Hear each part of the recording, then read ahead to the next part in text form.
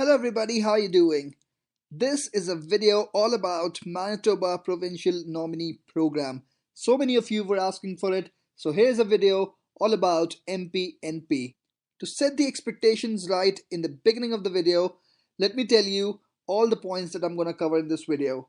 So I'm going to tell you about the highlights and the overview of the MPNP program. I'll tell you about the eligibility criteria. I'll walk you through the points table as well, and I'll also tell you about the documents which are required. Last but very important point, I'll tell you about the MPNP renewal as well. So basically almost everything that you need to know about the MPNP program. So if you're interested, stay tuned. Hey guys, this is Shitanshu from Dream Abroad, and I regularly upload Canadian immigration and lifestyle videos. So if you haven't subscribed my channel yet, please click the subscribe button and press that bell icon so you don't miss any of my videos. Okay, so let's start with the highlights of the MPNP program. So you'd be glad to know that the government of Manitoba projects a labor shortage of over 20,000 skilled workers by next year. So of course it is a good news for you because they are scaling up their immigration. Did you know that Manitoba was the first Canadian province to establish its own immigration program, the MPNP program? Okay, now let's discuss some interesting statistics. 85% of Manitoba nominees were working 3 months after arrival. 76% were homeowners within 5 years, and 95% of the families settled permanently in the community. So which means that there are many jobs, there are many employment opportunities over there, which also means that the salaries are really good, so they were able to buy a home within first 5 years, and which also means that the government and the society is very cooperative and supportive over there. Okay, apart from this, you might be aware that Manitoba has issued more than 6,000 invitations in the year 2019 so far. So we are in September, they've already issued more than 6,000 invitations, and maybe there are many more coming in. Okay, now let's talk about the different streams. So there are different streams. You can actually sum them up to two streams. The first one is skilled workers, and the second one is business investor stream. So the skilled worker stream has got two sub streams or two pathways. The skilled workers in Manitoba and the skilled workers overseas. So skilled workers in Manitoba is basically for those people who have an ongoing employment in Manitoba or who have a job offer after immigrating from a university or college in Manitoba. And skilled worker overseas is basically for those people who are living abroad. So let's say you're living in India. So Manitoba is basically searching for all of those skilled workers who are actually interested in living in Manitoba and living there for long. So they are looking for those people who have a strong connection with Manitoba. We'll come into the details, we'll discuss the details later on in this video. Then in the business investor stream, the first one is the entrepreneur pathway and the second one is the farm investor pathway. So I know that most of my subscribers, most of my viewers would be interested in the skilled worker overseas category. So I will discuss about this particular category in detail in this video. Okay, now let's talk about the step-by-step process for MPNP. So first of all, you have to submit an expression of interest. So once you submit an expression of interest, basically it's a form which you have to submit in their website. So they'll ask a number of details over there. You have to fill it, and then based on their points table, you'll actually be assigned some score. So you'll have a score that would be totally different from the express entry score. So it would be a score based on their own criterias. Okay, this would be the first step. The second step would be that the highest scoring qualified candidates who have a strong connection with Manitoba are invited to submit an MPNP application. So they would be given the LAAs or letter of advice to apply. After that, you would be given 60 days to complete that application and submit it online. You would need to submit a lot of documents here, which all documents I'll discuss later in this video. Now, after that, following a thorough assessment, the MPNP nominates successful candidates to make a separate application to the Government of Canada for the permanent residency. So basically, these would be the four steps involved if you want to apply for any stream of MPNP. Okay, now let's talk about the eligibility who cannot apply to the MPNP. So refugee claimants or individuals involved in a federal appeal or removal process, live-in caregivers currently living in Canada, they can't apply. Temporary foreign workers currently working and residing in a province other than Manitoba. So all those people can't apply, please note. Spouses of Canadian citizens or permanent residents, they can't apply. Individuals who have been refused by the MPNP within the last 6 months and who are not able to address the reasons for refusal, they can't apply.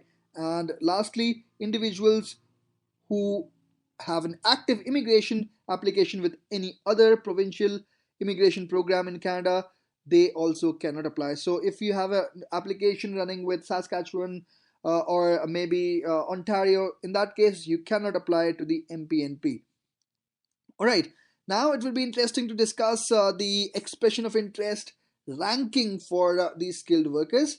So we've discussed the points table. So which all factors are there? Let me tell you about it first of all. By completing an expression of interest, you automatically receive a score based on a number of criteria. The highest scoring candidates in the pool will be invited on a regular basis to provide a full application to the MPNP. The first factor is language proficiency. The second factor is age. The third factor is work experience. The fourth one is education, then adaptability, and the last one is risk assessment. So how many points will you actually get for these different factors? Let us directly check it in the official website of Government of Manitoba. Okay, so we are back here in the official website of Government of Manitoba, and this is the points table where all those 6 points are mentioned with their respective points table. So the first factor is language proficiency. So if you see here, if your first official language is English, let's say, then you appeared for IELTS or CELPIP, you have to score CLB 8 or higher to get maximum points. So scoring CLB 8 is still easier than CLB 9, of course, so you'd score maximum points over here. So you'll get 25 points per band. So for the second official language, you'll get 25 more points if you score CLB 5 or higher. So the maximum points you can score through language proficiency is 125. If you don't appear for the French test, then still you'll be able to get 100 points through this CLB 8 score. Okay, the second factor is age. Here it is quite different from the CRS table because that bracket is pretty huge here. So if you have an age between 21 to 45, you'll get maximum points. So which is a big bracket, right? If you're below 21 or if you're above 45, then you'll get lesser points. So most of the people, I guess, would be in this bracket, so you'll get maximum points, 75 points for your age. Now talking of the work experience, so here they have mentioned about the work experience. You can read it out. I'll provide the link in the description box below. The maximum points you'll get for 4 years or more of work experience. And if you are fully recognized by provincial licensing body, then you'll get 100 more points, which makes the maximum points for the work experience equal to 175. Okay, now talking of education. So similar to the CRS score, you'll get the maximum points if you have a master's degree or doctorate. So you'll get 125 here. Then if you have 2 post-secondary programs of at least 2 years each, then you'll get 115 and respectively. So the maximum points here you can get is 125, and of course it depends on your educational qualification. Okay, now the next one is adaptability. Now this is very important when it comes to Manitoba because adaptability points are calculated based on the type of connection you have to Manitoba. All candidates must have at least one type of connection to Manitoba. So this is a very important factor here. The fifth factor, adaptability. You cannot be rewarded points for more than one connection factor. You'll be only scored based on your connection, which gives you the highest score. So let's go on to read this out. If you have a close relative in Manitoba, then you'll get 200 points. Now I'll tell you the definition of a close relative. it is very confusing and you have to prove that relationship as well. So I'll tell you which all relationships are actually considered as close relatives. Previous authorized work experience in Manitoba, if 6 months or more, then you'll get 100 points. So the best part is that you'll get 200 points if you have a close relative in Manitoba. If you have an ongoing employment in Manitoba for 6 months or more, then you'll get 500 points. And if you have invitation to apply under a strategic initiative, then you'll get 500 points more. And similarly, this is one for regional development. So maximum points you'll get is 500, and of course that is a huge number. So the sixth factor is risk assessment, and here this is something quite different from other scoring tables because this is something in negative. So your points will get deducted if your work experience is in any other province apart from Manitoba, or if your studies were in any other province apart from Manitoba in Canada. So in that case, your points will actually get deducted. Up to 200 points can get deducted. So this is the points table, and I'll provide the link in the description box. Let me tell you the definition of close relative in Manitoba and how you can actually prove it. Okay, close relatives are considered to be those related to the applicant or the applicant's spouse in one of the following ways: sister or brother, niece or nephew, aunt or uncle, first cousin, mother or father, and grandmother or grandfather. Please note that for close relatives, both the applicant and the supporter must provide documents proving their familial relationship. So it is very important to prove your relationship as well. So to check out the list of documents, we are back again in that website. And again, I'll provide you the link for the list of documents in the description box. You can check it out. Let me quickly walk you through that list. So for personal information, you need to provide your birth certificate, and you need to provide your passport, your marriage and divorce or death certificates. You need to provide the birth certificates of your dependent children as well. For education, you need to provide documents substantiating the claims you made in your EOI. So, for example, if you say that if you completed high school and university, you must upload transcripts and a certificate for high school and transcripts and a certificate for university. Okay, so WES is not required at this stage here.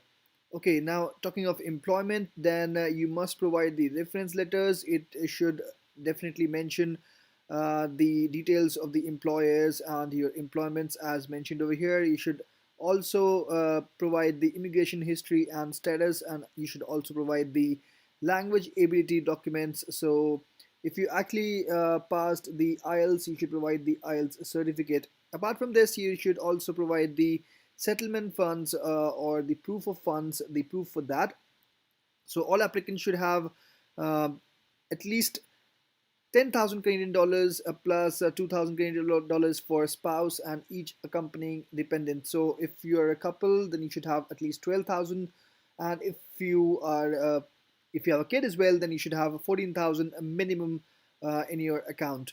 So this is something which is also very important. Apart from this, you need to have a settlement plan. So what is a settlement plan? It is a part of NP online, where all applicants explain why they chose Manitoba as their immigration destination and how they plan to settle in the community. So this is a kind of an explanation, a roadmap that you have to provide. There's a link, you can go and check it out as well. So basically, these are all the documents that you need to provide. Also, this is an online application, so you should actually provide all those documents in a PDF file, which should be less than 2 MB. Talk about something which is very crucial, which is going to be very crucial in the near future, because we're going to talk about MPNP renewal. Okay, so we are here in the official website of Government of Manitoba, and this is about MPNP renewals. What is this MPNP renewal?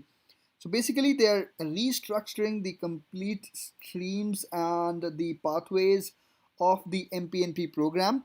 So the Government of Canada and Manitoba have reached an agreement on the renewal of this MPNP based on their economic competitiveness and other factors. So now going forward, there would be actually 4 different streams. The first one would be the international education stream. The second one would be business investor stream.